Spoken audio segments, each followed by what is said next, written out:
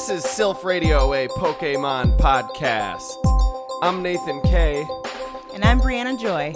And today we're going to be talking about... fan theories. Pokemon fan theories. Not just general fan theories. That would be weird. People would be like, why are you talking about fan theories about Inception on Silph Radio? There's so many theories. As usual, this is a podcast for adults. We can't stress that enough, so children, go away. We say fuck a lot. So a lot of these people might already be familiar with. We're covering a lot of the main ones. There might be a few that you haven't heard. There's a lot of them are really convincing. Some of them are kind of bullshit. We're going to be talking about the game, and we're going to talk about the television show.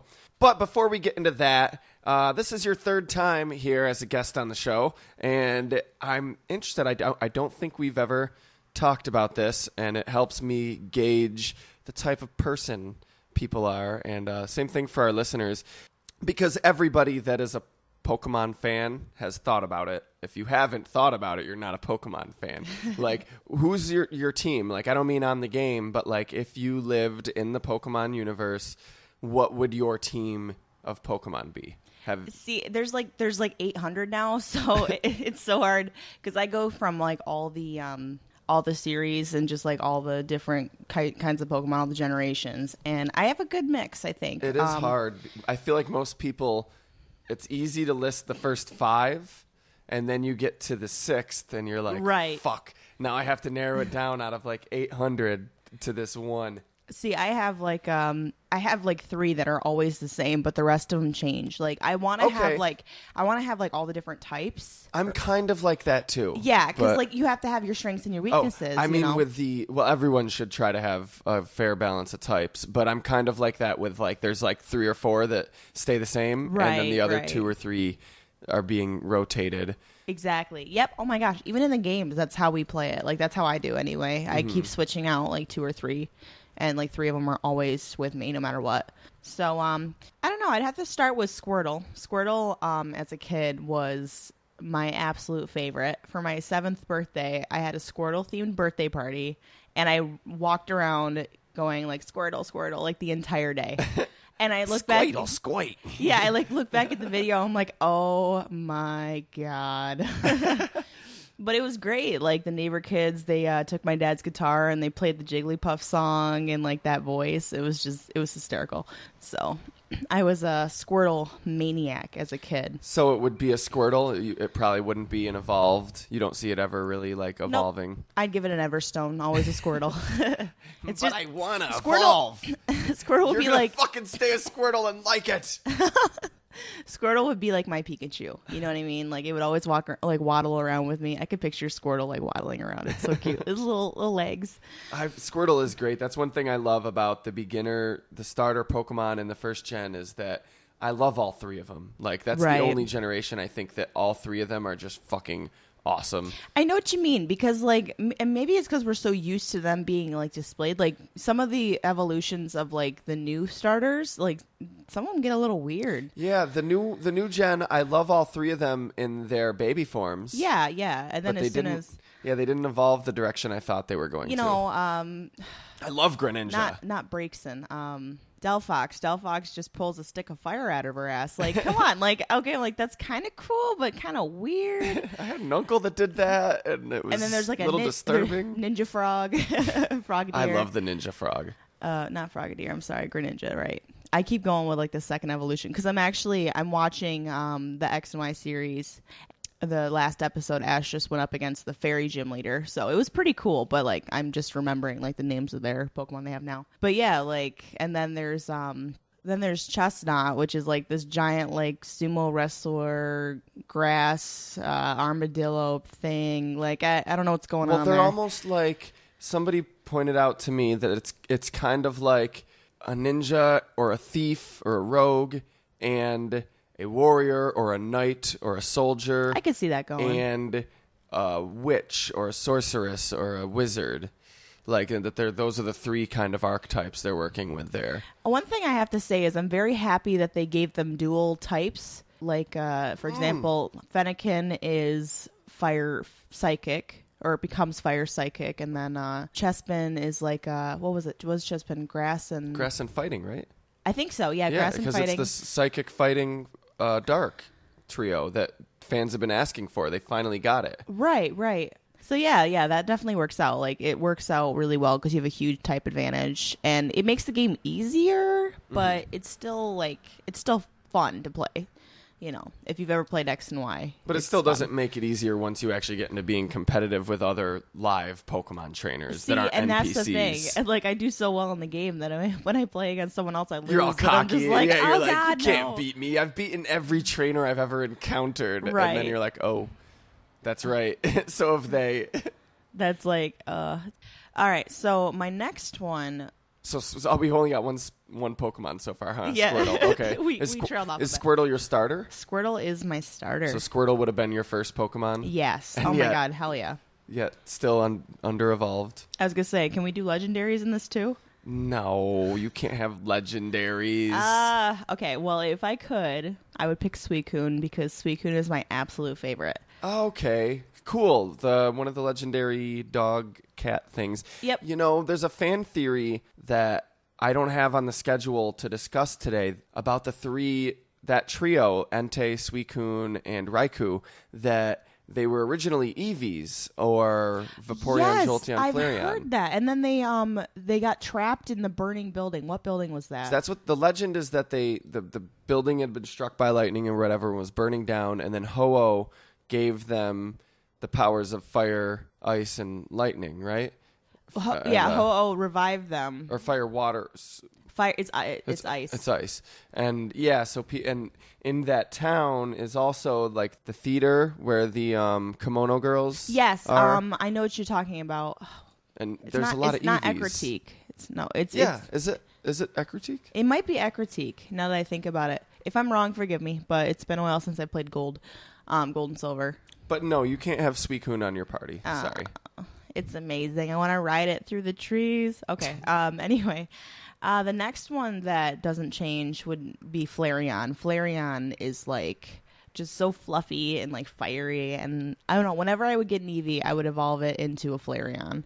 It's the weakest of the three, but like supposedly. Well, Mr. Technical. Supposedly, Flareon's a worthless Pokemon. See, the way I see it is, it's more about like, because I'm going to be spending all my time with these guys. Exactly. I would rather have a companion than a battling friend. You know what I'm saying? I respect that because everybody picks their Pokemon based on like which ones are most powerful, and if your favorite isn't one of the more powerful ones, you're just fucked. Then they have all their own qualities. I mean, it's like picking up a kitten. You don't pick like the one that's like beating the shit out of the other kittens. You know, you pick the cute, fluffy one that keeps purring. Like, you know what I'm saying? Right.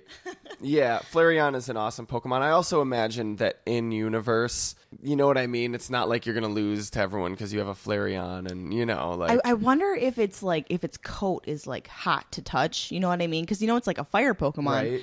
Is its like fluffy coat like searing hot? Like, would you like burn your hand off if you touched it? It probably is pretty hot. I don't know if it would burn, like you can't even cuddle with it without burning yourself. Or like it feels like freaking steel wool because it has to be like flame retardant. You're like, oh God, you're stabbing me. Can you imagine cuddling with one of those? Oh God. Okay, well, in my head, I'll picture a cute, fluffy Flareon. The next one is actually a newer one, Serperior, which is the final evolution of Snivy. Yeah. I think Serperior, it's an awesome grass type, just totally badass. It like slithers through like a snake, and it's very elegant. You know, I love teaching mine Frenzy Plant because it goes nuts. Like, it knocks out like so many Pokemon. It's amazing. Yeah, Serperior is cool. Who did I choose that gen? There was Snivy, Tepig, and Oshawott. Never mind. I got Oshawott. But Snivy is cool. Yeah. Serperior, excuse me. Nice. It's all good. And then the other one that kind of sticks around with me is Sylveon. Like, I would love to have like a shiny Sylveon. Sylveon's cool. Oh, because it's the blue. Yeah, shiny Sylveon's adorable. Absolutely. Yes. And it's like fucking tough too. Like, you can, you know, if you teach it like I think it's like Moonblast. I don't remember. I don't remember if I don't have it right in front of me. But if you teach it like that move, it's just freaking awesome. Moonblast. It sounds like an unused like Gatorade flavor. Yeah, whatever. Arctic Freeze. Sitting in the back of a gas station. Oh, man. So yeah, I mean, those are like my top 3, and then like the next ones kind of shift around a bit, but I would say. So wait, the top 3. Oh, sorry. Yeah, Squirtle, Flareon, and Superior. No, we'll go with Sylveon. Oh, and Sylveon. Yeah, because sometimes I switch out Superior for Meganium because Meganium has this awesome flower around its neck and it's like a freaking little foot running around. And then the next one I pick would be Ampharos, which is the final evolution of Mareep, the little sheep. It's like the yellow absolutely. guy. Ampharos. His mega evolution is hysterical with like the freaking white, like flowing hair. Like, I absolutely love Ampharos, and a fan theory back in the day, the original fan theories, when Gold and Silver were just like these things that were coming out soon in Japan and the internet was still young, so we didn't have reliable information. Right. Everybody thought Ampharos was going to be an electric dragon type. Oh, shit. And that we were makes like, sense. that Pokemon looks so cool. None of us had any idea that it was a sheep. When the game came out, we found out it was like sheep, Ampharos. It's just a sheep without wool. What we were the like, fuck? what the fuck? We were so pissed that, like, because we had built it up in our heads, like, it's going to be a legendary, or if it's not a legendary, it's going to be like Dragonite, the almost legendary, that's just badass. And we're like, we're all going to have an Ampharos, but it was Denryu, was what we called it, because that was its Japanese name, Denryu. Right. But those were the days we also called Meryl, Pika-Blue. Well, don't feel bad, because the neighbor boys convinced me that Pupitar was pronounced Pupitar, and I believed it as a kid. And I'm just like, why would they name it that? But as an adult, I'm like, Yeah, really? like a pupa. Pupitar is probably how I would pronounce it. Well, they pronounce it like poop, like Pupitar. And they were just like dicking with me. I'm like, what the fuck, guys? Anyway, you know, we all believe interesting things. Pupitar is kind of like a keytar, except it's what the guys at Nickelback play. Oh shit. Okay, go on. Everyone hating on Nickelback. So yeah, I would name it Amphi because I don't know if you remember Jasmine. The steel? Yeah, absolutely. Was that her name, Jasmine? And she had the relationship with the Ampharos in the lighthouse. Yes, absolutely. Yeah, and I'm pretty sure it's Jasmine. I'm pretty sure the nickname was Amphi. Oh, okay. So I just liked it. It was a like cute named nickname. in that hero's honor. That's cool. Yeah, Amphi. And then this the sixth one. I had to pick one, but I think Rapidash is pretty awesome. Rapidash is pretty awesome. I would love to ride it through the forest. I like to ride a lot of Pokemon through the forest, apparently. So where would do you have any idea where your character would be from? Like what town or region or I don't know. Like it's hard to say. I wouldn't mind starting out in Kalos. In the Kalos region, because for one, Professor Sycamore is like fucking awesome. Like he's hot as hell, and like I bet all the girls are crushing on him. I don't know. I would like to start out in Kalos. Starter town. Yeah, whatever. I don't remember. Sycamore's. Wait, was Professor Sycamore in the second town in Kalos? Yes. He wasn't in your town. He was in Lumio City. Lumio City. Okay. I don't remember the name of the town because, like, I think Little Root, Palette, and like a bunch of other names, but it's not the right one. Okay. You know what I mean? You get mixed up because there's like so many series. Oh my god, now. I can't keep anything straight that's not Kanto. I mean, like the gym leaders, like it's harder now. There's just so much to keep up with. Yeah. Right. And I'm old. I'm like 30 now. So I'm like, these Pokemans. I caught myself calling them Pokemans the other day. No, I didn't. Oh my God, Nathan, not you. It's like, oh God, it's starting. I'm getting old. Give it to me straight, Doc. But yeah, I would love to just run around with my Pokemon all day. Like, what would be your aspiration if you just lived there? Because you don't have to just do what the game tells you to do, which is, go travel, beat the Elite Four. I would be a breeder. Yeah? Yeah, that'd be cool. Try to find somewhere to settle down and just breed. Black market breeding. Oh, okay. Now you're like, no, I'd get in Chinese with Team only. Rocket. The rest of you guys beat it. Just kidding. No, I think it would be really cool though to like have a fucking Poke playground and like have like little Ponytas like fucking sliding down slides and shit. Like that'd be kind of cool. I don't know little if that's Eevees running around. I don't know if horses would be. You can bring a horse to a slide, but you can't make them slide down it. Challenge accepted. Oh. All right, so fan theories. Oh, so freaking many. There are so many. I think we each have about 4 or 5 or something. I don't even count. But I figured we'd try to cover some of the more major, obvious ones, and then save some of the more out there ones for future installments of fan theories. There's so many to go around. I'm sure there's some crazy ones out there that we haven't seen yet. So I guess we can we should vote, even though there's only 2 of us. But after each one, gauge what we think the legitimacy is to this claim. Right. And we should also do like the pros and cons, like what's agreeable with this and what's just far-fetched and insane. Far-fetched. I know, it's your favorite. All right, so the first one we're going to talk about is a little bit dark. This is one of those darker fan theories. I assume you have a few too. I'm sure. I'm sure you're familiar with some of these, and I'm familiar with some of the ones you probably put on your list of TV fan theories. Just for starters, Nate's going to be doing the game theories, and I'm going to be doing the show theories. So we'll give you a nice little mix of that. Yeah, we thought maybe we'd go back and forth, but that would just get confusing and weird. Right. So we're going to do games first, then the TV show. So the first one we're talking about is the theory about Blue's Radicate. Ah, this one. Okay. So the idea here, basically your rival in the original Red and Blue games, we call him Blue because the main character's generally depicted as red, and because in Gold and Silver he's a gym leader and he's named Blue. So that's taken to be his canon name. Blue, no matter what you name him, maybe you named him Dickhead, I don't know, like a lot of people did. Dickhead gets a Rattata just before you face him at Nugget Bridge. Through most of the game, he keeps a lot of his Pokemon. And the Rattata is there, and then the next time you face him, it becomes Eradicate. Like, when you face him at Nugget Bridge, he has a Rattata. And then the next time you face him, he has Eradicate. But then when you run into him again, he doesn't have the Raticate anymore. Dun, dun, dun. Now, this could just be like, okay, well, he switched out his Pokemon. But there are some interesting coincidences that make it a little more interesting. So that one time that you fight him and he has Eradicate is on the SS Anne. Okay. You guys are not near any Pokemon Center, and you beat him, probably mercilessly, as one does in these games. To progress, you have to, yes. The rumor is that you're responsible for his Raticate dying. I'd believe it. Do they actually, all right, now explain to me how that would work. Well, the theory is you just beat the games were a lot less defined. And they did mention, they were darker too. They mentioned Pokemon death. It almost seems like they had created those first couple games with a little bit of a broader, different idea of the way the world was than we see in the show and the manga. Right. It's definitely probably a darker take compared to the two. Yeah. I guess, you beat it. And he's not able to get it to a Pokemon Center in time because you're on this ship. There's all this chaos going on the ship. And then you have to get off and get to Vermilion City and get to the Pokemon Center. Don't you love all the thought that people put into these? Like, you would never think someone would care about this Raticate. This is why because the next time you see him and he doesn't have the Raticate is at the Pokemon Tower in Lavender Town, where people bring their Pokemon to go to rest. Oh, shit. And when you talk to him, what he says is, "Hey, Red, what brings you here? Your Pokemon don't look dead. I can at least make them faint. Let's go, pal." And then you fight. Oh, my God. Like, you don't Pokemon battle. Then you just fight. Your sprites are all like... So he's probably spiteful as fuck because you Pokemon killed his battle. Red. Oh, my God. He's spiteful as fuck. That's the theory.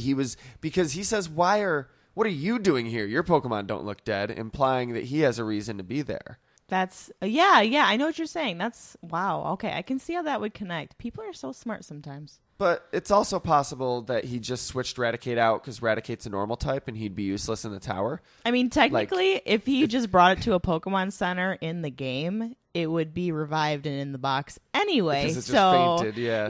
It's not like, oh, it fainted, I'm just going to throw it in the trash can, peace out. Like, come on. But it's looking at it with that's a game mechanic frame of mind, and maybe it actually did get the shit beat out of it and was dying.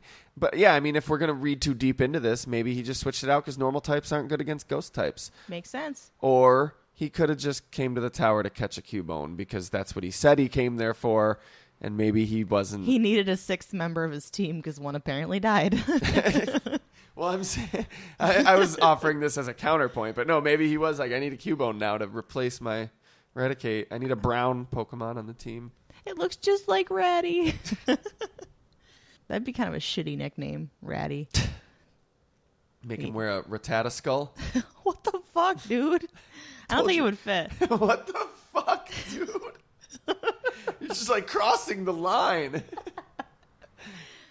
And then Blue killed Joey's Rattata. Joey totally right? deserved it. That little shit is causing nothing but trouble. And that's why when you see Joey again, and he's like, my Rattata's top tier, but he has Eradicate, and you're like, Joey, it's not a Rattata anymore, sweetheart. That's he's why. in denial of the evolution. Because it's different, and he's remembering his original Rattata who died as a Rattata, and he's like, no, my Rattata. It's like some Norman Bates shit. He's got like okay. Anyway. I wonder what Joey does on his days off. I wonder what his life is like outside the starter city challenging every new trainer and getting his ass whooped. There's got to be something more to him than that. So what do you think of this theory, Briana? What's your analysis of this? Did Blue's Raticate die? I mean, I'm a skeptic, but, a lot of things add up to it. I think it's kind of cool that someone took the time to just think this whole thing out. I mean, I'm appreciative of all these theories because they're fucking awesome in their own right. Some of them are a little far-fetched, pokey humor, but it's cool. I give props to the guy that wrote it, but I'm a little skeptical. So I guess there's a couple different ways to take this: authorial intent and legitimate fan interpretation. Like, I think sometimes there are fan interpretations of works that are just like, oh yeah, oh totally, exactly, that makes so much sense, and maybe the author didn't intend it, but I would still consider it legitimate because it's like, I'm sorry, man, but that makes way too much sense, and I think the fans are right. And if the author says that's not, then he's wrong. Exactly. Then he's wrong. He wrote it with that without realizing he was writing. You know what I mean? It could go either way. I'm trying to think of a good example of something like that, and I can't off the top of my head, but there are plenty. And this, I don't think that... I think I'm going to lean towards it wasn't intended by the developers. Now, it could have been. It's not the most far-fetched thing. They do imagine. Sneak in a lot of things in the games that it takes a couple plays to really get...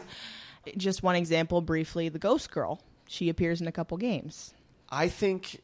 Yeah, that's new, and that's really crazy. I think they did that on purpose. Of course they did that on purpose. Like, everyone knows about it. It's part of the gameplay. And there are other things in, like, the story or the character designs or the Pokemon designs that, like, are so subtle but almost obvious that it's like, oh, yeah, the developers did intend that, didn't they? And it's just, you don't notice it right off the bat.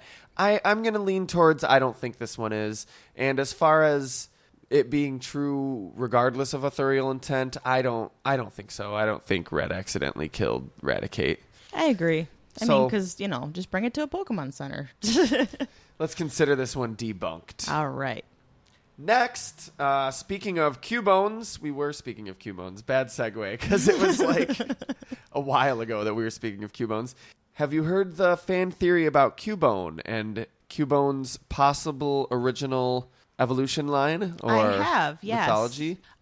Basically, it has something to do with Kangaskhan, and I believe that it's Kangaskhan's baby that's the theory. Is the Cubone. That's what I've heard. Basically, Cubone is supposed to wear its mother's skull, that its mother died, and so it wears its mother's skull.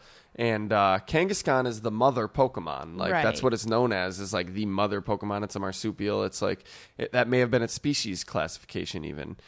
If not, it's definitely mentioned in its fucking Pokedex entry. Yeah, it's definitely plausible. I mean, if you just look at Kangaskhan and you look at its head and you look at Cubone's skull, it's very similar. Yes, their designs, their body shape and colors are similar. And if you look at the pouch, it looks a lot like Cubone. Yeah, the little baby in there, except that it's like purple, but like its head shape is similar. Kangaskhan and Cubones and Marowaks are found together in the Rock Tunnel in Johto and a few other places in the wild. So like it could have been like Cubone evolves to Marowak, evolves to Kangaskhan. Or it could have been just that they're hinting that if a Kangaskhan were to die, its baby would become a Cubone. And or that's maybe where a Cubones Slowpoke come has from. to bite its tail. Kind of like that or type a of Shelter, thing. yeah. If a Kangaskhan dies, the baby becomes a Cubone. And then the Cubone evolves to a Marowak, and the Marowak never evolves to a Kangaskhan. So basically, every Cubone is a widowed, or, they're a grieving baby Kangaskhan. That's kind of what the theory is. I could picture it. They turn brown because they just get really sad because their mom's gone. And it also helps to understand the way that like Japanese mythology works. Animals and yokai. I think we talked in our last episode about yokai, right? They're like these spirits. They're basically like Pokemon. They're like spirits of the wild that represent different things that are kind of like characters. And it also helps. It's similar to like Native American mythology where, for example, there's the character known as the Tanuki, which a Tanuki is an animal. It's like a raccoon dog, and it's called a Tanuki. Okay. And there's also a mythological person, a character named Tanuki, which is the animal, and it has magical powers and it does things. I would love to read up on that stuff. It just sounds fascinating. They also consider Tanukis in mythology to be kind of like, have you heard about kitsunes and how like Japanese...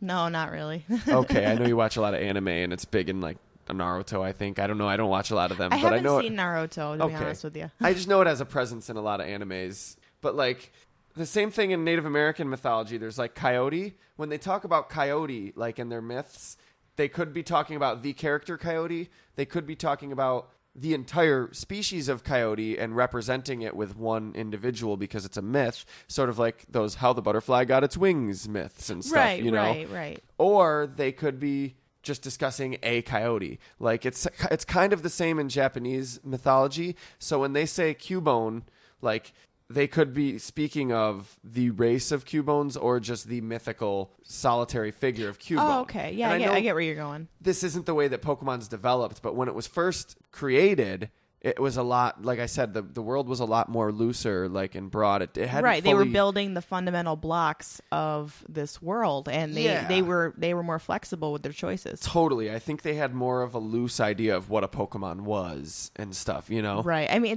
can you imagine how cool that was to just create the concept of Pokemon?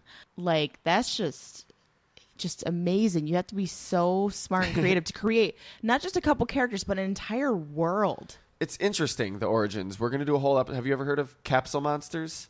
I don't believe so. That's what it was originally going to be called. You should Google it. Because I know pocket monsters, but like capsule monsters was actually the name? Pocket monsters is what it is called in Japan. Pokemon is the American name. Right. But capsule monsters was what it was going to be called in the initial stages of it being created. So it could have been Cappymon. Yeah, Capumon. That could be taken so many different ways. It's fascinating to look it up and see like the early sketches of what it was going to be like, and it all has inspiration in like Japanese culture, and we're going to do a whole episode on that, so I don't want to get too deep into it. Cool deal. Very cool. But Kangaskhan and Cubone. So with that in mind, it would make sense when they say like Cubone's mother died, you know, and when you show up to Lavender Town and everyone's like Cubone's mother died, and you're like, I went into Lavender Tower and I ran into like 6 Cubones. Why is everybody saying Cubone's mother died like it's one character? I think that has a lot to do with like, if they said Tanuki came into the village and stole our alcohol, they could mean the soul Tanuki or the, you know, like, yeah. Right. You just got to try to understand like which one they're referring to. Very mythical, yeah. Yeah, and the whole translation thing can get a little muddy too, you know, because, you know, we're westernizing it so we can understand it. So it could, you know, it could mean so many different things. And there's also, it's worth noting that there's code for something to evolve into Kangaskhan. I don't know exactly how this works, but you know the whole deal with like missing no and apostrophe M and stuff. Right. The code that was that they didn't end up using but still in the game. Yes. And for some reason, sometimes one of these Pokemon will evolve into a Kangaskhan. And so it's theorized that maybe there was code for something to evolve to Kangaskhan, and they moved that code to an unused slot, and that's how it ended up assigned to missing no. It's so crazy how that works. Oh. Like the coding and everything and how it can create like I think it was always like intended that it would happen. So you believe this? I totally do. It. Oh Cubone, yeah. You buy that Cubone was, or just that something was? That Cubone's mother's Kangaskhan. Yeah. So, you know, that's what I buy into, and I also think that it could evolve into it. I am gonna say I think I'm gonna lean towards yes on this. I'm gonna lean towards yes as far as I think that's what they were originally hinting at. Right. But I might lean towards no as far as whether or not that's legit canon now. I think that might have been the way they were originally going with it, and then they decided to make them 2 separate Pokemon, and that's what is now. Right. But that there's still remnants hinting at what it once could have been had they taken that route. But I believe now we are meant to take them as 2 separate Pokemon. Right. Word. Good deal. All right, so moving along, we got another video game theory, and this one we're going to maybe branch off into a few different ones. As we were just talking about Cubone and Kangaskhan maybe sharing an evolutionary line, there's some other theories that have to do with evolutionary lines. The main one having to do with Caterpie and Venonat. Are you familiar with this one, Brianna? I am.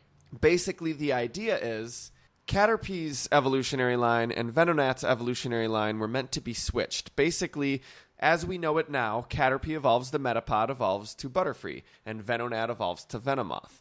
But what if I told you that you could take Venomoth and take Butterfree and switch them, and it looked like it made so much more sense? No way. Dude, I imagine if you are a fan of Pokemon, you don't even have to look up the pictures. You're just instantly in your head right now like, oh my god, you're right.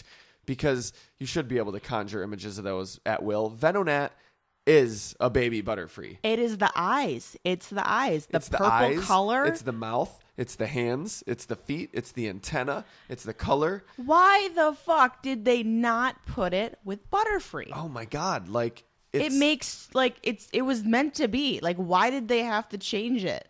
Like, did they just want to fuck with people? Like, hey, this makes perfect sense, but you know what? Let's do something else. Let's make it not make sense. Well, Venomoth, if you look at it and you look at like Metapod and Caterpie, it kind of fits too. It has the horns. Right. Like Caterpie has horns. It has the same eyes as Caterpie as well.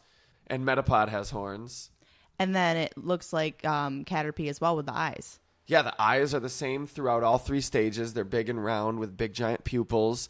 The early artwork for Venomoth shows Venomoth. I'm sorry, I keep saying Venomoth because I'm about to say Venonat, and then I correct myself.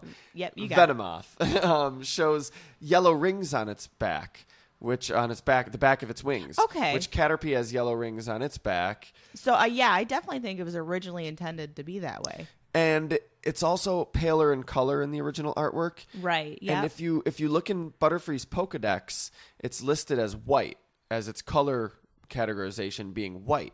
And Butterfree's clearly not white, it's purple. Right. Same thing with Venomoth, but Venomoth was originally kind of whitish. Perhaps they didn't switch the stats and the designations. What's interesting is, like, if they had, like, a pre-evolution to Venonat, it would make sense, like a purple Caterpie. You know what I'm saying? That would be cool, I guess. Yeah, but even like, without, as a 2-stage, that works. I mean, because in another generation, Wurmple can evolve into Cascoon or Silcoon, and from there it can evolve into Dustox or Beautifly. I kind of think like that was them revisiting that whole concept and remaking a different Pokemon like that, where it could evolve into either or. I think they were revisiting that in a way, but it would be cool if there was like a purple, pre-evolution to Venonat. Right. And then like the last two just got switched. Yeah. It's Maybe crazy. It's because a lot of people say it's because Ash was supposed to have a Caterpie in the anime. When I've read on forums, I think that's dumb. This was in the game. They didn't change the game to give Ash a cuter Pokemon. Yeah, I don't believe that either. But maybe their minds are in the right place in that it was to give you a chance to catch a Pokemon early on that would evolve to something really cute and cool looking. Right. That maybe they were like, Butterfree is cooler.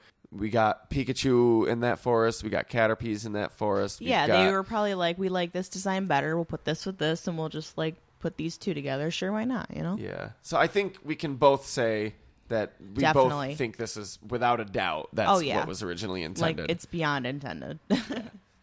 There's a few other ones. Carvanha, Sharpedo, and Garchomp.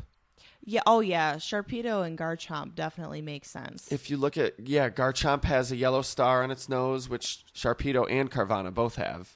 And it's got like fins with like a little notch taken out of it. It's the same color. It makes total sense. Right.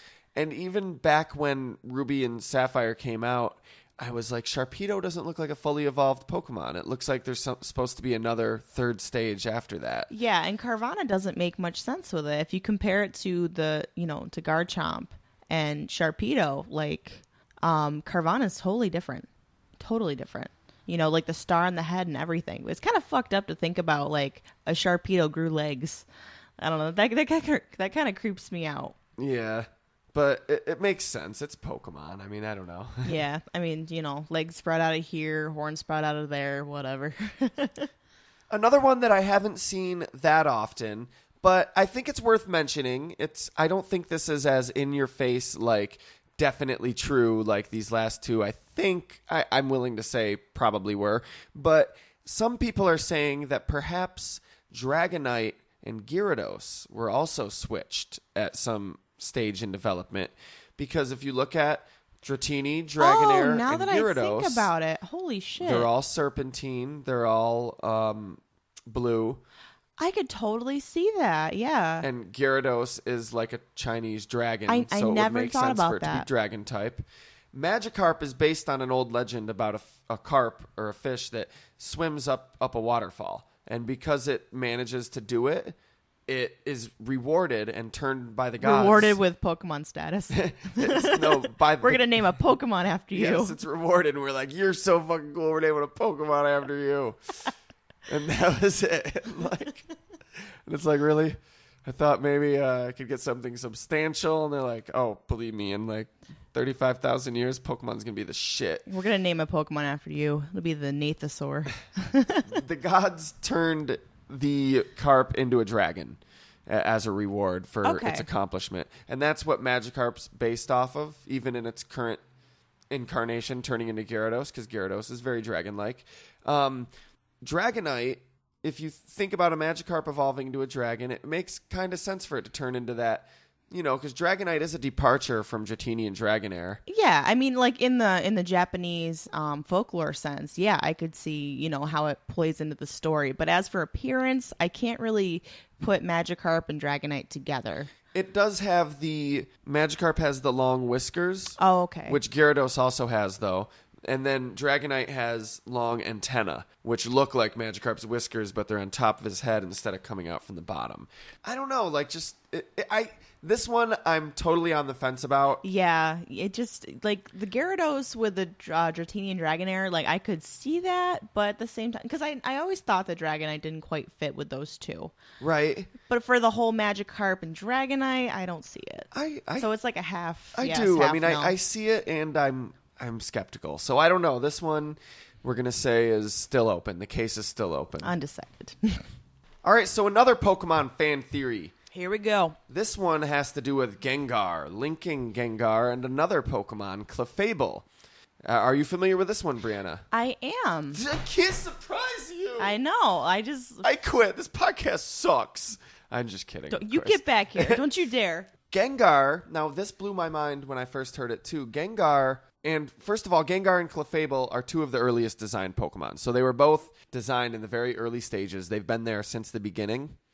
Clefairy was originally going to be the series mascot. Ash was originally going to have a Clefairy, not a Pikachu, when they were originally planning the anime. And you can see some of the consequences of this in, I can't find the right words, but like there's a manga that's, I can't remember what it's called, but it's about a main character who looks like Ash or Red, and he has a Pikachu and a Clefairy. And was it the Electric Tail of Pikachu? No, not the Electric Tail of Pikachu. I have those. This is a different one I don't have. It's a lot more like girly. It's a lot more directed towards girls, and it's a lot more focused on like the relationships, I think, and like he's in love with Misty or something. Hey guys, it's Nathan from the future, just here to correct my mistake. I was actually getting two totally separate mangas confused. The manga that's about Red and his Clefairy, and he also has a Pikachu. I definitely feel that if Clefairy was the mascot, it would definitely make it more feminine. My bad.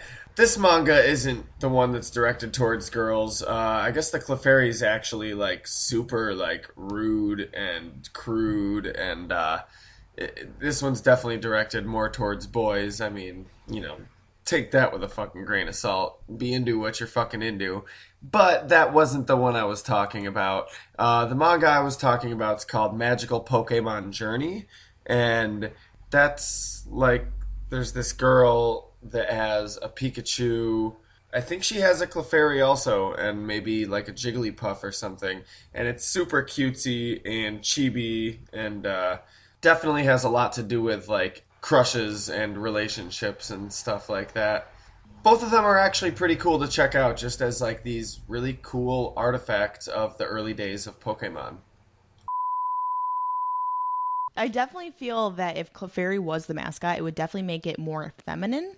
I definitely feel that way. But at the same time, like... They may have been planning that before they created Pikachu, and then maybe they're just like, oh, wait, guys, Pikachu... I think Pikachu is the perfect all the mascot. The cuteness fucking sensors are breaking off the wall. If you think about it, if you look at like Super Smash Bros, like Pikachu is like the only yellow character. Pikachu, I think, is like one of the most adorable. He sticks out, and I love it. He's probably the cutest fictional character ever created in my eyes. And honestly, I feel that if they chose Clefairy for their mascot, it would resemble too much to Kirby. Clefairy's cute, but not cute enough. Yeah, it's too. Right. It's too just like it's a lot short like and Kirby. Pudgy, and Pikachu Stands was pudgier in the early days, but they slimmed him down and perfected the design. He went on a diet. But Pikachu just has it's adorable and cute and awesome to everybody. Like boys can like it, girls can like it. I think it's they badass. It's cute. It's amazing. It's got personality. They made the best decision with that. Yes, Pikachu to this day, not my favorite Pokemon, but if I was given one real Pokemon, I'd take Pikachu. Like I love Pikachu. So I think that was a good move switching it. But Clefairy was going to be the series mascot, which means Clefable probably would have had more prominence, even though Raichu has no prominence nowadays. Right. Which is sad. Raichu's so cool. I mean, with Lieutenant Surge, that Raichu was badass. It was one episode. And then Pikachu kicked its ass, and it's like, whoa. So the theory holds that Gengar is basically Clefable's shadow. That with Clefable serving as like a mascot evolved, Gengar being the main ghost Pokemon and being a Pokemon that likes to pretend to be people's shadows would look like a shadow of the mascot Pokemon. Oh, definitely. And if you straighten out Clefable's curls and everything, it kind of... give her a straightener. Yeah, it's like spikes. Make it a darker purple, an evil grin. I definitely see it. I mean, they are mirror images of each other, with the silhouette. Like if they did the Who's That Pokemon, you're going to be a little confused because they look awfully similar. Clefable's taller, has longer, thinner ears, has wings, but yeah. But if you think about it, shadows are always distorted as well. So that could still work. Absolutely. Also, up until Clefable became a fairy type, they weren't able to hit each other with like their signature moves. Because Clefable was normal and Gengar was ghost. That's awesome. They just canceled each other out. Yeah. They would be useless against each other. And in the Pokedex, it says that Gengar likes to pretend to be people's shadows. I think this was intentional. I agree. It might not have been. The body type it's not like that's the only creature in anime that has that kind of design. Right, you know, it could very well just be that they're similar. Just like Pikachu's similar to that little fairy type mouse, electric mouse that came out. Oh, Dedenne? Yeah. Yeah. But I don't know. I'm going to say with just 150 of them that it was an intentional link. That maybe it's not that Gengar is Clefable's shadow, but that they have an intentional like correlation. Definitely. And the last game theory I want to look at is another one of Pokemon relationships. This one between Ditto and Mew. The idea here being that Ditto was a failed attempt to clone Mew. I definitely agree. Like, there's no... off the bat. Right off the bat, like, I'm sold. All you have to do is show me this Pokemon. Yeah, it's a failed attempt to clone. Look, you melt that Pokemon down, it looks like that. Either way, though, I mean, but don't you find it interesting that Ditto can transform itself? If faced against a Mew, it can transform itself into a Mew. I don't know. Like, I just think that's so interesting. Like, if it was a failed attempt. What if they both use transform? Like, you just succeeded. What the hell just happened? And the Mew turned into a Ditto, and the Ditto turned into a Mew, and then they transformed again, and then they... Okay. They kept going until they exploded. So, the evidence is Mew is supposed to contain every Pokemon's DNA, right? Yep. That's in the Pokedex entry. Both of them are pink. Both their shinies are blue. They both are the only Pokemon that know transform. Yes. They both weigh 8.8 pounds. Ditto are all over the Cinnabar Island mansion where they cloned Mew and made Mewtwo. See, that makes perfect sense to me. the fact that they are all like around this laboratory where Mewtwo was created. Oh yeah, it just makes perfect sense because it's like they just kind of throw the Dittos out the window. Like, here you go play. Well, they're in the mansion. They are other places too, but in the yellow version, Ditto are only found in the mansion and in the Cerulean Cave. Where Gotta Mewtwo, be intentional. That's where Mewtwo lives. Gotta be intentional.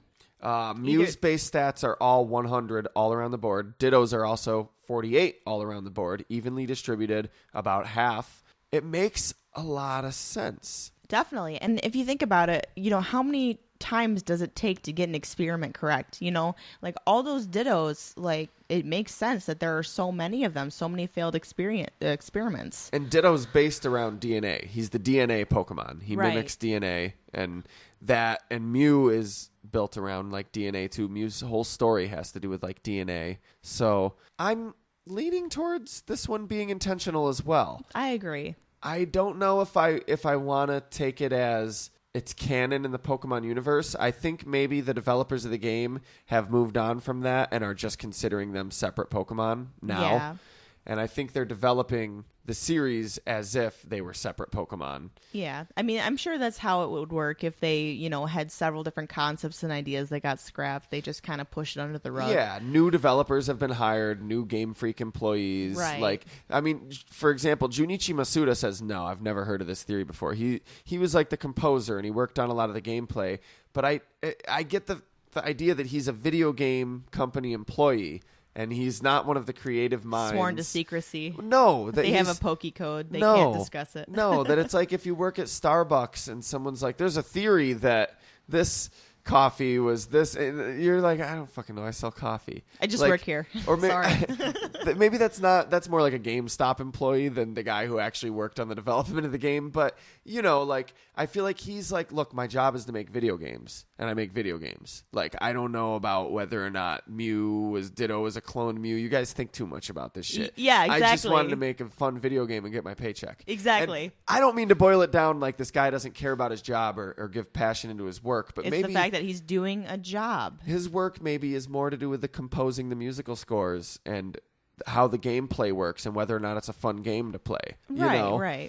And Satoshi Tajiri and Ken Sugimori and these people that he developed this world with and created the art with probably had conversations like this where they got really animated and excited and they're like, oh, and wouldn't it be cool if while they were trying to make a Mew they accidentally made an act? You know what I mean? Like, right. It could have been intentional, but we'll never know. That's what I'm leaning towards. We'll never know. That's what I'm leaning towards is like the Kangaskhan and Cubone thing. It was something that they talked about in one of their meetings and it affected the development of these characters. But it never got completed. And now it's out of their hands and that's not what it is anymore. Right. All right, so now we're going to move on to the TV show theories. I've been scouring the internet, and I found a lot of good ones. Like, a lot of them, I mean, there are some things you can pick apart with them, but these are a couple of the main ones. I'm going to start with the coma theory.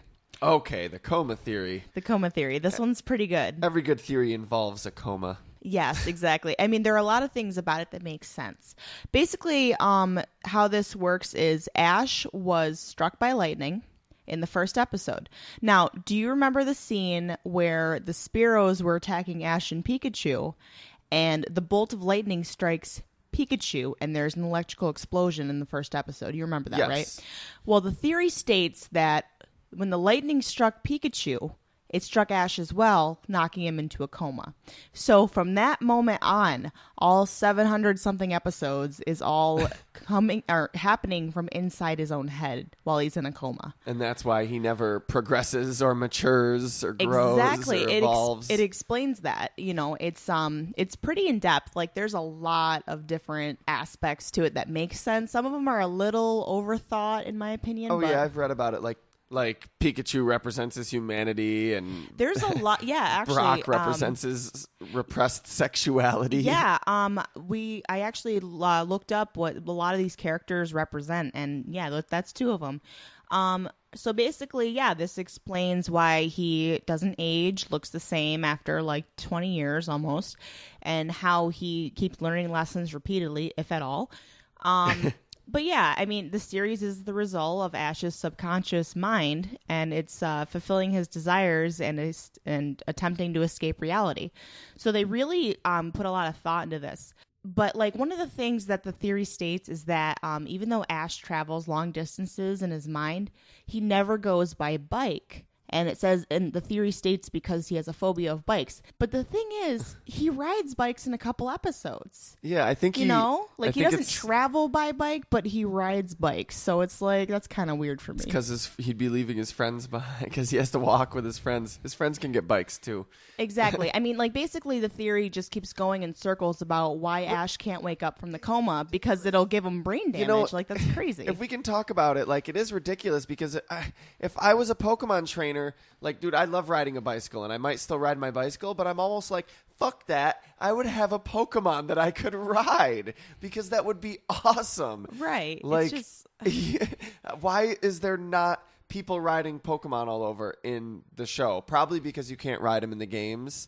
And you can now. Now you can, but even now, it's only like certain Pokemon at certain places. It's like Mamoswine and Rhydon. So maybe it was a conscious decision to keep people. They didn't want people to realize, hey, wait a minute. How come I can't ride my Ponyta? At the same time, this is the mind of a 10-year-old boy that he's apparently stuck in for all of eternity. I was talking about from the perspective of the developers of the anime. Oh, okay. Like, if I was writing a story where people trained giant animals to do their bidding. Oh, yeah, like it would make so much more sense. I would have people riding their animals in that show all the time. That's unless they wrote, like a bunch of 10-year-olds wrote it, like, this works. Oh, didn't think of that. Whatever. We'll scrap it. But the coma theory. Yeah, it's just like, it's really in depth. Basically, he can't escape the coma. You know, there's that's like so how many comas rules. work. There's so many rules about why things are the way they are. So because he can't escape the coma, he can't wake up from the coma. There's a part of him that wants to, and a part of him that wants to stay in there forever. It's weird. Like they just go in so much detail. To me, though, this is one of those things where it's one of those things where you can almost say anything, and if you're looking hard enough for evidence, you'll find it. You can convince yourself otherwise. For anything. Anything. I can be like, no, there's a cow squatch that lives in my backyard. Oh my God. And eventually the I'll most be like, random look, thing you think, a cow squatch. But if I try hard enough, I can find enough evidence to be like, guys, cow squatch, right? Can we make this happen? Because that just sounds phenomenal. Let's make the cow squatch a reality. Why isn't the cow squatch a Pokemon yet? I mean, if you put a little fur on Miltank, I could see how it would work. So yeah, I'll break down some of the characters and like what they represent in his mind. So Jenny and Joy, it says that he knew them from his town before he left on his journey, and they kind of represent like a safety net or security for Ash. Jenny and Nurse Joy. That's why they're like the same in every town, because that's. Because his brain's like, I don't know, I'm Ash's brain. You can't expect me to come up with another character. It's Joy again. I mean, in my own opinion, I think it was kind of a running joke with the animators. Like, we're not going to reanimate a nurse and an officer for every frickin' city. Let's just make them all the same. And, like, the nurse is clearly based on the nurse design from the video game. Oh, yeah, definitely. And it's the same nurse in every video game. I like how they have the whole cousin thing going on. Like, oh, yeah, she's my cousin. She's my first sister twice removed. Like, come on. But interestingly enough, if you pay close attention, the Nurse Joys all have different colored symbols on their hats, and the Jennies have different badges. You have to pay really freaking close attention, but I've seen it. It's actually, which is legit. Not genetic variation, but whatever. I want to see a Nurse Joy or an Officer Jenny that's like, oh yeah, we're related, but only through marriage. Oh my God, that would be awesome. And then Brock just sits there crying in the corner because they married each other and not him. Okay. Yeah. And the professors, moving on, they represent Ash's ideals.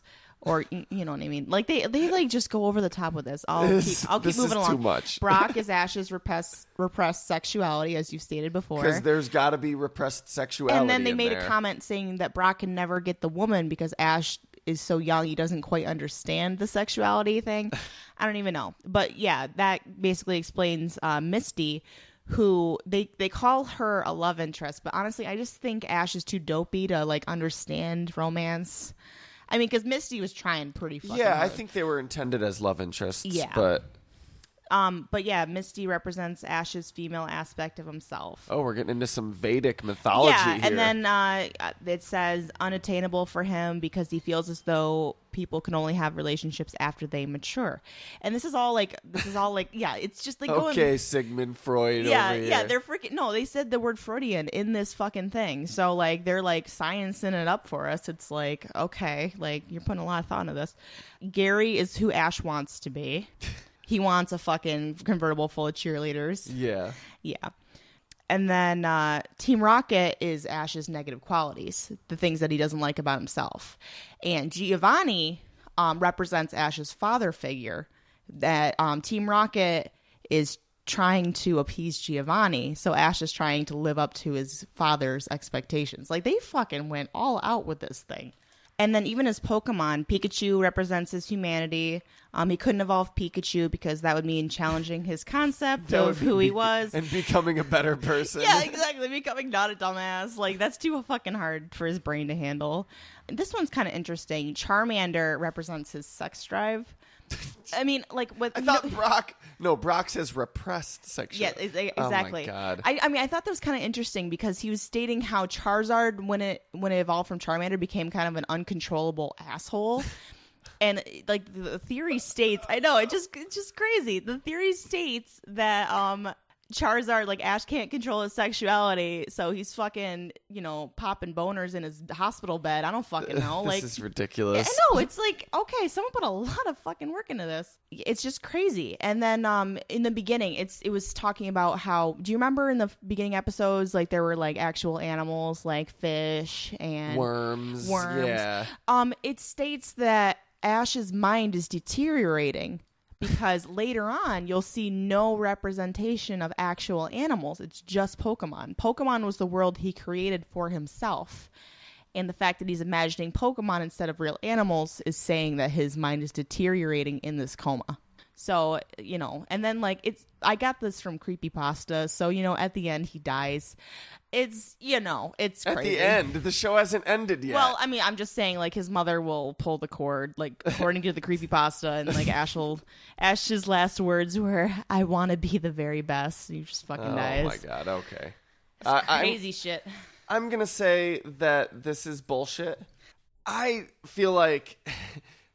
First of all the like theories that you can just, like I was saying with Cow Squatch or whatever, you can make a theory out of anything. The easiest theory is like, oh, the main character's in a coma. Oh, it was all a dream the entire time. Yeah. Like, that's the cop out. Like, wasn't that crazy? And I like, no, it's... I think that all the details that try to prove it just disprove it in its own right. Like, I could do that with Rugrats. Like, think about it. The babies talk because, like, all right. Oh, yeah. I mean, like, I just kind of thought, like, they were interesting points. Like, I'm just like, okay, I could see that. That's kind of weird. It's really fucked up. What? Well, I'll say the creators definitely didn't intend on that. We can say that without a shadow of a doubt. Oh, yeah, definitely. I mean, we all know that Ash doesn't age because they made it toward that age group. Yeah, 'cause it's a cartoon that they don't give a fuck about. They're cartoon. Like, we're just selling video game cartridges. This is just a half-hour commercial for our card game and our video game and our stuffed animals. Come on, give me a break, man. I like this show. Okay, fair enough. I could see your point. All right, next fan theory. This one's just a quick one. It's I like to call it Ash's wish theory. Some people say he dies in this. Some people say it's because he saw this Pokemon. So this theory basically just says the reason Ash doesn't age is because the first episode when he sees Ho-Oh, if you look at Ho-Oh's Pokedex entry, it says whoever shall see this Pokemon is granted eternal happiness. And because Ash saw Ho-Oh, his eternal happiness was to forever be on a Pokemon journey. This one's kind of nice. I don't know. I enjoy it. But at the same time, it's kind of like you kind of get sick of that eternal happiness. Ho-Oh. That's not what I meant. It's like I'll never Ho-Oh's... win the Pokemon League again. Yeah, Ho-Oh's like the genie that gives you what you want but perverts it. And it's like, no, I still wanted to grow up and evolve as a person. Right, exactly. Forever. Oh, God. Forever young. The death theory is kind of weird, like the death portion of this, because that's like, that's one version, but the other version is that the lightning killed him, he died, whatever. Ho-Oh felt bad for the poor bastard, and he's like, well, I'm gonna give you your own personal heaven because your Poke journey was cut tragically short on the first day. Way to go, Ash. Really aiming high there, buddy. It turns out that Entei, Suicune, and Raikou are Ash, Misty, and Brock. Like, oh my God. They all died that day, and that kind of makes sense. Ho-Oh it's kind of weird. reincarnated them as the trio. That's kind of funny. Oh my God. Wait, which one would be which though? Like I could see Misty being Suicune. Brock would be Entei, and Ash would be Raikou. Yeah. I know Brock has a Vulpix. Oh, that's true. Brock yeah. has a Vulpix, and Entei seems like the older, more mature, and then right. And Suicune's the elegant, graceful one. Then there's Raikou in the middle. What's up? Yeah, you know, water translates to ice easily, and then Ash the has lightning Pikachu. Thing. Yeah, that works. Okay, well, there's our own. I believe that fan theory. There's our own theory. That was totally intended. The creators intended it without a shadow of a doubt. Okay. They went to find the mystical facetious. Pokemon, but they found themselves. This is like the trailer for Pokemon as a romantic comedy. Oh my God. I'm getting Nicholas Sparks to write it. They set out to find 150 different Pokemon. What they really found was themselves. I mean, I don't know. I don't like the whole he died thing, because that's kind of like, okay, I get it, you want to kill Ash, but like, fuck, dude. Like, there's some people that have some hope for the damn kid. Do all these fan theories involve bodily harm coming upon Ash? It fucking seems like it. Oh my God. I mean, the kid has the worst luck, but at the same time, he kind of brings it on himself because he's just cocky for no reason whatsoever. And then, you know, he gets blown up and loses and cries about it. Then he's fine. Then he starts over. You know, it's just a never-ending vicious cycle. I don't know. That kind of seems like a personal hell to me. I mean, that's every episode of Pokemon in a nutshell. Like, he learns lessons repeatedly and never seems to remember them or retain any information once he goes to a new region. It's like his memory is like wiped clean. What Pokemon is that? It's a Krabby. You fucking have one of these, you fucking asshole. And it hasn't seen you in months, and it wonders why you don't call anymore. If a Pokédex could talk. It can. Oh, that's true. Oh, yeah. At least in the anime it can. Yeah, exactly. And I love how it just called him a fucking dumbass in the first episode. Like, the word stupid wasn't there, but he just threw it in. It was implied. It's implied that the Pokédex thinks you're stupid. If technology thinks you're a dumbass, that's an issue. And, you know, interestingly enough, I read another theory a while ago, and for the life of me, I could not find it. It was just like one of those Facebook posts that pop up, and you're like, what? Basically, it was something about how it explained why Ash's, like, slate gets wiped clean after each land he goes to. There's, like, two different ways this could branch off. Men in Black. Right, exactly. They fucking flash him, and he's like, what? Oh, I'm in a new city. Really? New clothes? Awesome. Thanks, Mom. He only sees his mom for like an episode it's every not his year. Mom. It's just like an old guy in black Ray-Bans and a black suit, and he's like, "No problem, son. Go out on your Pokemon journey, son." That's why we never see Ash's dad. Pokemon are real. That's behind the scenes shit. That's it. Like they fed him the line. This is my fan theory. Okay, I love it. Sorry to divert from yours, but Ash was just some kid that saw an alien. He saw a UFO, and he was like, "No, you just saw one of them Pokemans." And the kid's like, "What?" And the kid was already really into Pokemon. We know how into Pokemon we get. So the Men in Black neuralized him and told him he just saw a Pokemon. So now he thinks Pokemon's real. And every region he sees another alien, or I don't know, something happens. He gets flashy thinged again. That's crazy. And he resets, and he's just like, "Oh," and he thinks, like you said, he gets more and more into the dementia. Like suddenly he's not even seeing worms or, you know, any real fish or anything. It's all fucking Pokemon now. And Brock represents his repressed sexuality. Of course, because, you know, it's fucking Brock. In every fan theory. I'm going to include that in the Cubone Kangaskhan. Ash is going to be a 40-year-old virgin if that's the case. Well, basically, Kangaskhan was Cubone's mother because of the skull and this, and Brock represents Cubone's repressed sexuality. Because Brock ain't getting laid. But yeah, it was just like, I don't know, the theory basically kind of explained why Ash had to restart. And then there was another theory that branched off of that, why he always like just takes Pikachu with him. Something about like what happens if the Pokeballs stop working and the Pokemon just become code and Ash has to leave them at Professor Oak's, that's like kind of like the Pokemon are like dying, like they're being left at Professor Oak's. Wink, wink. Ridiculous. He brings Pikachu with him because Pikachu didn't want to go in the Pokeball, as evidenced in the first episode, and because they're really good friends. If a Pokeball expires, so does the Pokemon's life. Like, it's just fucking and Pokeballs crazy. are just cruel. Like, that's maybe I'm mixing them up. I don't even That's know. one thing it's hard for me to get around. Like, these people turn their Pokemon into data and just store them. Like, that's kind of cruel, especially when the creators go out of their way to be like, Pokemon aren't just animals. They're more like humans than they are like... But we keep them in a tiny living space. Yeah.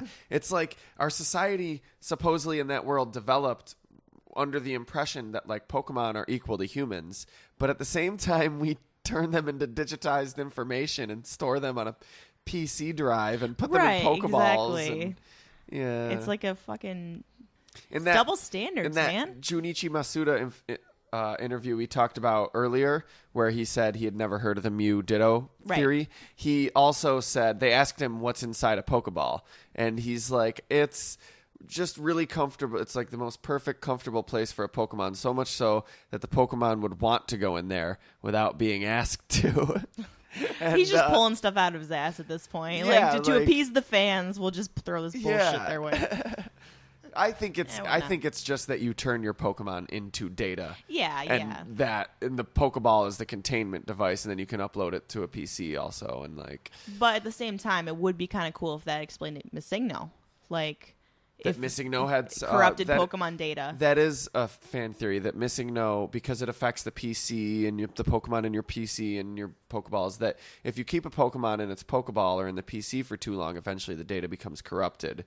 And it becomes Missing No. Yeah. It makes sense. Like, for that side theory, I'd have to say yes. That's very agreeable. I can't wait to do a Missing No episode. That's one of the things that I started this podcast, like, that's going to be fun. But I'm waiting on that one. It'll be worth the wait, let me tell you. There's a few episodes that I'm like, that's going to be real fun, but I've got to save it so I have something to look forward to. Right.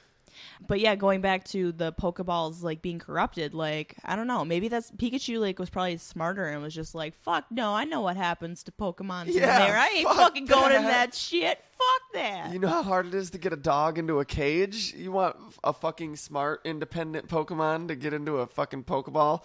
Even if he doesn't understand the concept of data, fuck no, I'm not going inside that thing. And it's weird too, because it's like all the Pokemon that like come back in the series, like for example Charizard keeps making appearances. It's because Ash didn't leave in its Pokeball. He left it at Charcific Valley. All of his other Pokemon just fucking died. That's kind of sad. I like Squirtle. That's all right. Squirtle joined like a firing squad. Yeah, or some Squirtle shit, right? left. Yeah, right. Became a firefighter. Yeah, that's what happened. So right? they say. That is.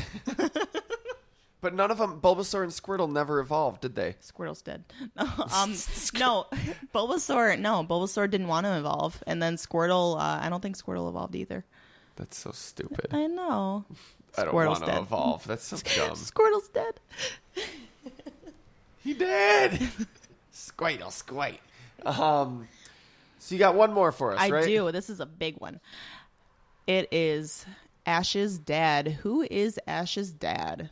We talked about this a little bit the last time you were here in the secret room, and there are a few fan theories. I like most the one that we talked about last time, which was Silver. Yeah, I'll go back over that one again. There's a couple different options. Silver, I'll do this one real quick. Richie runs into this guy named Silver. Richie being Ash's doppelganger, the blonde kid with Ash's, Sparky, the Pikachu. Friendly rival, right. And he's got a Charizard too, right? In the Indigo League. He has a Charmander. Okay. At the time. In the Electric Tale of Pikachu comics, Ash faces Richie again at the Pokemon League, which he does in the series. Or no, that's where he meets him, right? In the series? Yep. Okay, he faces him at the Pokemon League in the Electric Tale of Pikachu comics, but they face Charizard against Charizard. And it's epic and bloody and fucking crazy. Ash loses to Richie in the Indigo League. Okay. Spoiler alert from 20 years ago. Sorry, guys. Richie gets beaten the next one up. Yeah, Richie and Ash remained really good friends. He came back a couple of times, but he ran into this guy named Silver. And if you see online, if you just Google Ash's dad, you'll see this picture of this guy with long silver hair, eyes very similar to Ash's. the reason why there is a theory about this is because when Richie was speaking to the guy, he mentioned his friend Ash, and the guy had a weird reaction. He's like, Ash? Right, exactly. What? Exactly. He had a weird reaction to it, and it's like, okay, like, that's intentional. Like, you don't like, just quit fucking with us. Come on. Play it cool, Silver. In his head, he's like, just play it cool. Ash! And then there's like another theory that Perfect. it's his Aced brother. it, Silver. You did it. Awesome. Just keep playing it cool. I don't know who this Ash guy is. You gotta leave, kid. Perfect. You're killing it. He has no idea. You're calm. You're cool. You're collected. Kid's all squeaky voiced and shit. He's like, I don't know who Ash is. Delia, I've never met her. Delia, what? But yeah, I mean, there's also a theory that he's his brother as well. I mean, like brother, dad, hopefully not the same in one. So that'd be kind of... That would go with Professor Oak being both of their fathers. Yes, well, that's another and theory. Gary's grandfather. Getting into that, yes, that's why that's disproved. They were also saying Professor Oak could be Ash's dad, but the guy, I mean, you can make babies when you're a dude till you're like 90, but come on. I don't think Professor Oak is Ash's dad, but I do think Professor Oak and Ash's mom have something going on. Hell yeah. And it's funny too because the narrator actually gives some of it away. It's like usually implied because they're always together, they're always traveling, they're always like at each other's houses and shit. Like something's going on. But there was an episode of Pokemon Chronicles, I believe it was. It's kind of a side series which explains what the characters that everyone cares about. Was that the one with Butch and Cassidy? Yep, and like what Misty and Brock are doing after they depart from Ash. It's pretty cool. Oh, that's what it was? Yeah, Pokemon Chronicles. Oh, okay. Great series. It's a great mini series. It's cool. Like it kind of shows you like what the other characters are doing. I kind of want to I've never seen it. Well, you get to meet Brock's mom in one of the episodes. I remember liking cool. Butch and Cassidy as a kid. Yep. And then when I found out later as I got older and I didn't give a fuck about the show anymore, I found out that there was that side series and they were like main characters and I was like, no way. Yep, they were the Team Rocket that the characters would come across. It's really cool. Like definitely check it out. What Pokemon did they have? I know they had Eradicate was their Meowth. They had Eradicate, and then they each had a Pokemon too, right? Yeah, I fuck, I can't remember. Or no, they shared Pokemon, didn't they? I don't know. I don't remember either. We'll have to look that up. We will have to look that up. That's pretty cool. But yeah, the side series, Professor Oak says in an episode, because the episode Team Rocket invades Professor Oak's ranch. I think that's what it's about. And Delia and Professor Oak are there, and he's trying to write poetry. At the end, the narrator said Mrs. Ketchum thought the poem was written for her, and he's like, but really it was about Bulbasaur, and Bulbasaur just like fucking's like, hey, what's up, like so the fact that she thought he wrote a poem for her and the narrator like stated it, I think they were definitely like pushing for that. I think the narrator is Ash's father. It's so funny. Back to the coma theory, it says that it's like Ash's like higher voice, like just like recapping the lessons he'll relearn in the near future. I think the narrator's in a coma. I think the narrator got struck with lightning in the first episode. That'd be kind of fucking crazy. And the rest of this was just the narrator in a coma, and he was just getting a paycheck. Just narrating. Exactly. Yeah, he's like, I'm just a narrator doing my narrating thing. Fucking wing it. Oh, man. But yeah, I mean, like, Professor Oak being Ash's dad, there's no way. There's a relationship between him and Ash's mom. I definitely could see it. Even if it's like, I don't know, even if it's like a father-daughter kind of thing. I don't know, because, like, it could go either way. I think they're fucking. Drew, do you really? Yeah, we talked about it last time. I think the Poke Lab be shaking. I think Ash's mom and Professor Oak. Also, there is what's that rumbling? Is it the Tauros in the distance, or I'm not going to continue. 38 Tauros or something else. I don't know if you knew this, but there were novelizations of the anime in Japan. And like, you ever read like a junior novelization of a movie when you were a kid? Yeah, oh yeah. Kind of like that. And they give a little more detail to certain things sometimes. Oh shit, I want to go back and read that. Yeah, well, they've never been published in America, but they apparently give more character development to like Ash's mom, and she owns a restaurant and stuff. Oh, that's awesome. And I think they make no wonder her son likes to eat everything in sight. Oh my god. I think they make it clear that his father left. Like, he went on a journey. They are not together anymore. Like, he's gone or something. And the creators of, at some level, I don't remember who, but someone in an interview said Ash's dad is out on a Pokemon journey of his own, and we would bring him into the show if we ever wanted to have an opportunity to have Ash learn and grow, which to me means we're never going to bring him into the show. Well, actually, funny you say that, because there was a I was looking up on the Kotaku website. There was actually a magazine that was like doing a Q&A with the character Ash, and they asked, I shit you not, they actually did a Japanese Q&A, and someone asked, like, Ash, who's your dad? And he's like, so creepy. no, like literally, he said something along the lines that his father's on a Pokemon journey, and hopefully their paths will cross. Like he said, well, my dad, Maury, you are not the father. Fuck, man, I thought it was me. Oh my god. But like, no, seriously, like Ash himself, quote unquote, said, you know, my dad's obviously an awesome Pokemon trainer, so you know, and you know, obviously that's an agreement with. Can you really trust him? He's in a coma. Oh my god, that's so true. Ash has daddy issues, guys. Really bad daddy issues.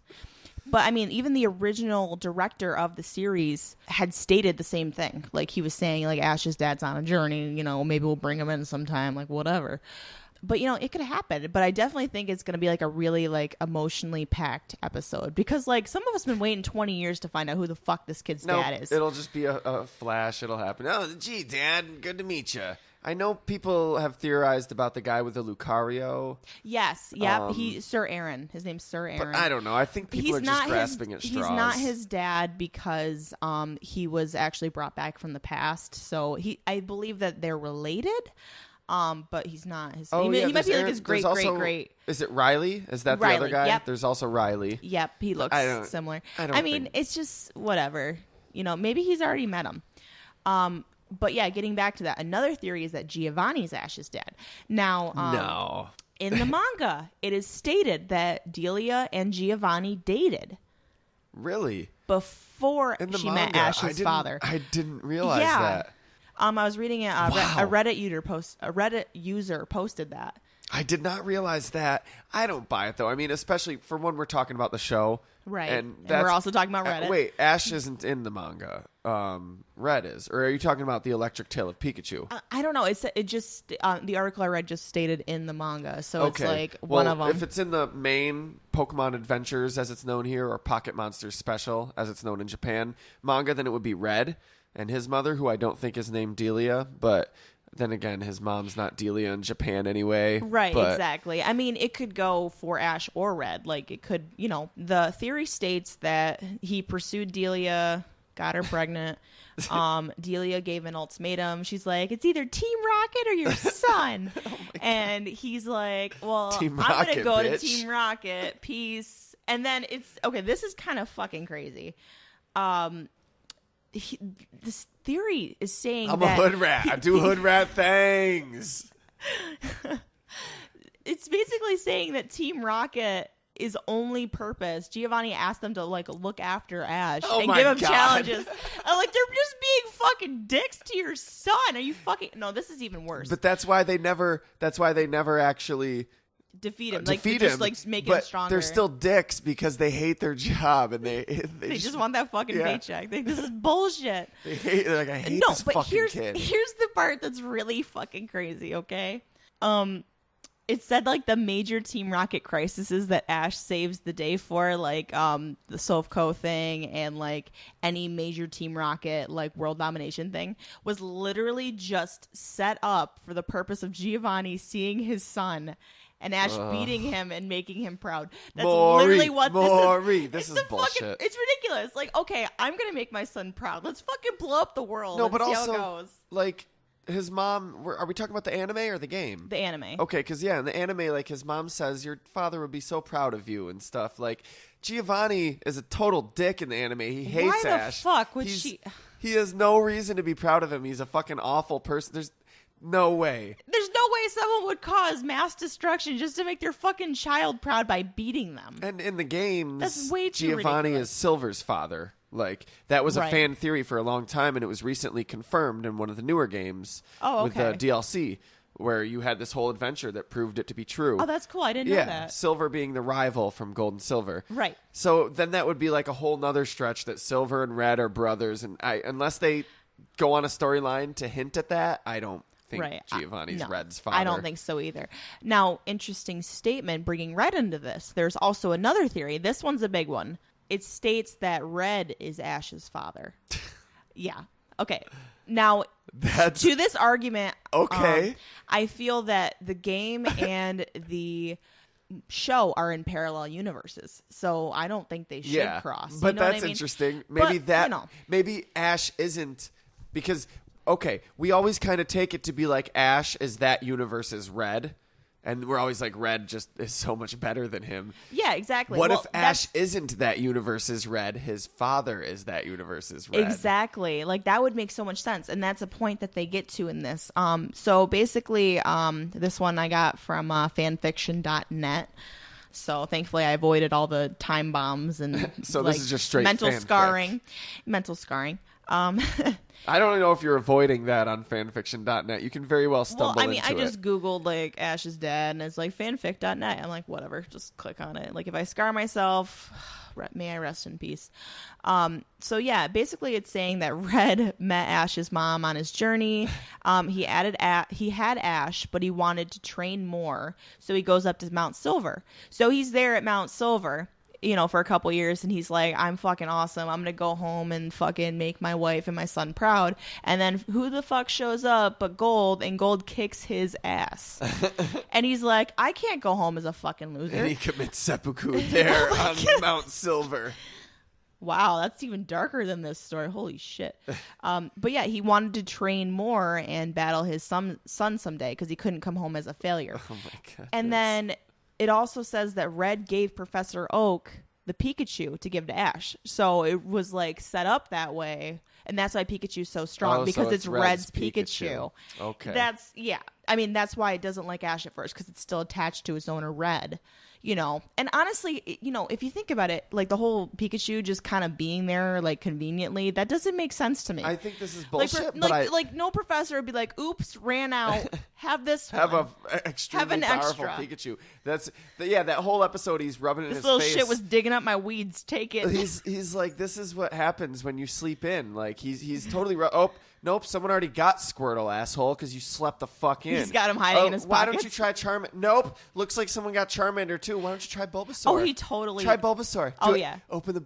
Oh, somebody took Bulbasaur too because you slept in. Too bad. Here, so why don't slow. you have this ultra-powerful, super awesome Pikachu?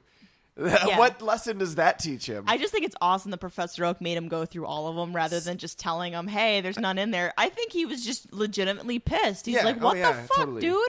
But I mean, like as 10 far years as, old, that's no fucking excuse. As far as this theory goes, I think it's bullshit, but I like it. I think that's... I like it. That's cool. Red is Ash's father.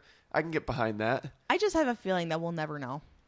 Like, they're just going to keep it fucking rolling forever because, I mean, that'd be cool if they ended, like, the series with that, but I have a feeling that Pokemon's not going to end for a long time. That would mean that Red faced Misty as a gym leader and then grew up and had a kid, and then Misty was still 12 years old for Ash to have, like, a romantic... and time loops and shit. I don't know. There'll be a fan theory to explain that, too, I'm sure. I mean, like, there's some crazy ones out there, like, you'd have to really look it up. Like, there's some dirt. I have a pretty crazy fan theory to share. Oh, shit. Here we go. This fan theory goes, supposedly, it's like one of those, like, you have to go to Celadon City and then fly to Saffron City and then go down the South Gate, but then press pause right as you go into a battle and then send out a Abra, but have a level 3 Ditto. Like, it's one of those crazy complex, like codes. A glitch thing? Yeah. This fan theory is that you have to go to our Facebook or our Twitter and you have to, like, follow it or like it, and it will automatically help our podcast. No freaking way. Another crazy one is you could go check out our sister podcast and you will automatically get free hours and hours of entertainment and information. It's pretty crazy. It works. It sounds like bullshit, but it's fucking awesome. I've tried it. I didn't just read it on a geocities.com website. Or fanfiction.net. I did read it on fanfiction.net, but I swear to God, guys, it's true. It happened to my cousin. There's Joy. All of our cousins look like fucking Nurse Joy. Happened to all of my cousins. For real. I do another podcast called Fairpoint, another one called Fair Enough. They're all super cool. And if you like this, you're guaranteed to like that show and find something that you find interesting there and learn something of value and actually do something with your brain. And find yourself along the way. And you went to find a funny podcast, but what you really found was yourself. Holler at us on Twitter at FairPointPod. Look us up on Facebook, Silph Radio Podcast, Fairpoint Podcast. Send us emails, fairpointpodcast@yahoo.com or silphradiopodcast@live.com. Let us know what you want to hear out of the podcast, and just give us some feedback, and we love interacting with the fans. We'll never know if you don't tell us, so let us know. Yeah, if you're listening on YouTube too, please like it, subscribe to the channel. Please subscribe wherever you can. Just whatever you can do to help us out is awesome. And we look forward to hearing from you. From the Secret Room, I'm Nathan K. And I'm Briana Joy. Thanks for listening.